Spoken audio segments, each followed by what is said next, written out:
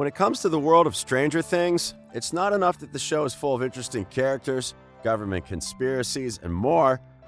What really makes the show is that it doesn't hold back in regards to how scary the monsters can be and what they do to people when they get them. Stranger Things is built upon the fact that monsters are real and they come in many forms. Allow us to show you the 9 true monsters of the series so far and what they all mean. Be sure to like this video and subscribe to our channel.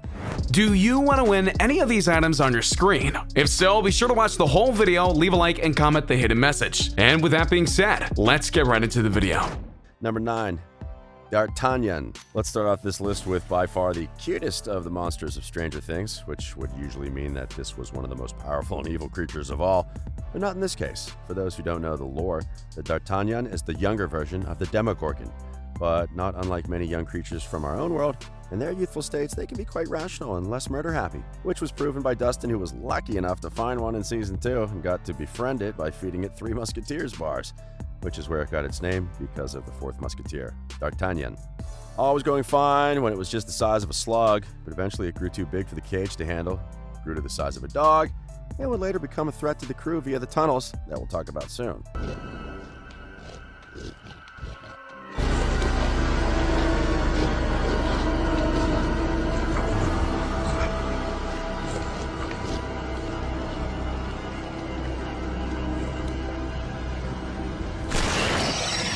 However, Dart did recognize Dustin and was able to break the Mind Flayer's control long enough to let them escape.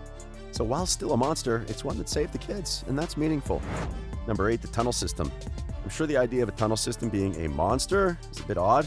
But trust us when we say that horror films and TV shows have done a lot weirder, but in truth, the tunnel system beneath Hawkins is not just an important point in the story, it's a key spot in the gap between the town of Hawkins and the Upside Down. In short, a gateway was opened in Hawkins National Laboratory, and when it did, the tunnel system got overrun by plants. More on those in a bit. The tunnel system was massive and would eventually end up in a place called the Hub, where that was the key to the Mind Flayer. It was there that he would use his sentinels to not just plan out attacks, but strike at Hawkins as a whole. The place was literally filled with plants, bones, and mysterious eggs. Many of the main characters found themselves in the tunnels for one reason or another, including Chief Hopper. And given all that went on in them, that makes the tunnel system pretty monstrous. Number 7, vines. Again, I'm sure the idea of plants being evil or monsters is a bit odd, but have you ever heard of Poison Ivy from DC Comics? She's a hero now, but she's used plants to devastating effect to kill people. And while the vines, as they are called, may not be the deadliest things in the Stranger Things universe, they are indeed a threat to everyone in Hawkins, Indiana, and far and beyond have to fear.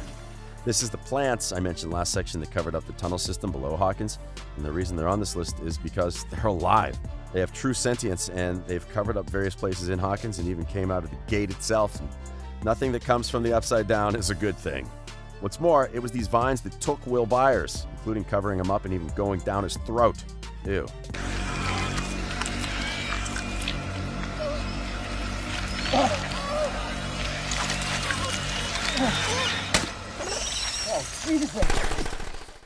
As if that wasn't enough, when Chief Hopper found the tunnels, the vines attacked him, and he had to build a makeshift torch just to survive them. These are plants you never want touching you.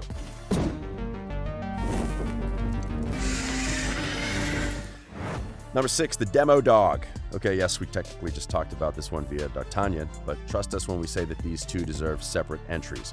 Because while D'Artagnan was a special case of a Hawkins kid making a friend out of an enemy, there were plenty more where that came from, and they most definitely weren't friendly. In terms of lore, this is the final stage of growth before they become demogorgons, and as Dustin would note, they're called dogs because they have 4 legs and even have the loose form of the dog.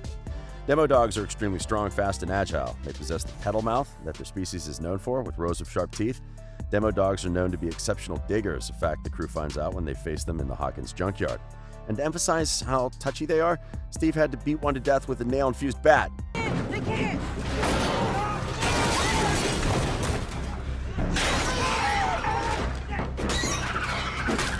Is anyone there? Mike! Down, boy!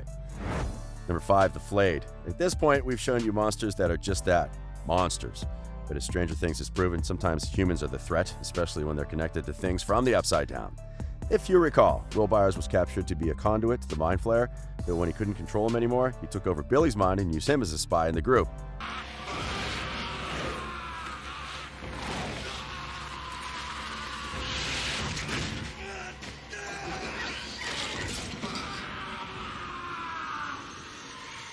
That way you could keep an eye on the gang and help the Mind Flayer's plans.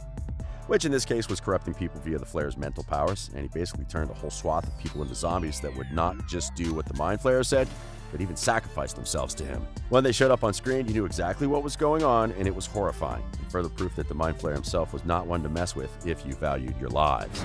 Number 4, the Demo Gorgon. Every series needs a monster, and when it came to Stranger Things Season 1, it was the Demo Gorgon that helped set the series apart in terms of both its form and its function. Because this wasn't a monster that was created in a lab or a transformed human, it was a monster that was released from the Upside Down when 11 opened up a gate to the place with her mind. This was but the start of everything that would happen in the series.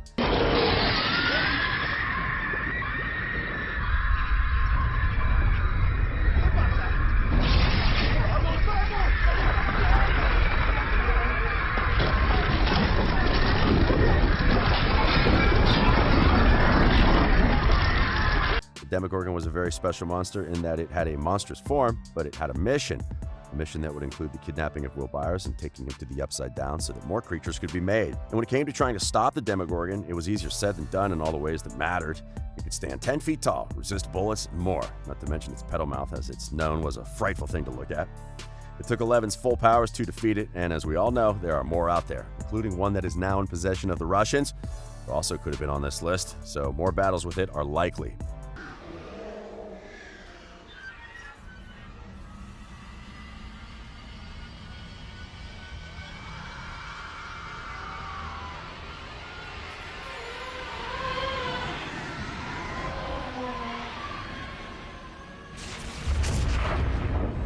Number 3, the Hospital Monster. To say that Stranger Things Season 3 was a highly anticipated season is an understatement. 2 solid seasons with major twists and mega monsters, and you wondered how this season would match up. Oh, it lived up to the hype, and one of the monsters that they showed in the trailer for the season would be one of its most gruesome. While it didn't have an official name, the Hospital Monster made quite the impact, not the least of which is because it was formed via 2 of the Flayed. Bruce Lowe and Tom Holloway were members of the local newspaper, but because the Flayed, Nancy Wheeler and Jonathan Byers, fought and killed them, but in the process, they merged together in a bloody and tissue-comprised mass that then attacked them. 2. Help! It's been viewed as a lesser form of the Mind Flayer, as it gave the monster its mental strength. 11 killed it, and the Mind Flayer absorbed it back into itself. Number 2, the Spider Monster. At the end of Season 3, a major battle was had at Starcourt Mall. The Mind Flayer used its various pieces in Billy and Will to go and not just consume citizens of Hawkins in order to get bigger, but to have the strength to finally take 11. Its final form, or largest form, was a massive spider monster that was able to do all sorts of damage and with the help of Billy get 11 for a short time. But the others were able to rally around and distract the spider monster long enough for 11 to free Billy. And though the gate was eventually closed, killing the monster, it came at a cost, as Billy had to sacrifice himself to save 11 and the others.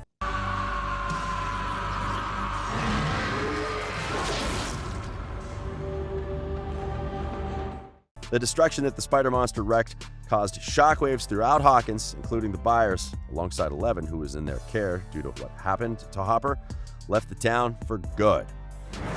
And number 1, the Mind Flayer. If there was ever a final boss in Stranger Things, it would be the Mind Flayer. Throughout this list, we've talked about various creatures and entities that the Mind Flayer has control over. That still doesn't describe all the evil that this creature is. The Mind Flayer isn't just a monster, it's the ruler of the Upside Down, to the extent that it can create more monsters and wants nothing more than to use them to take over Hawkins, and then the world.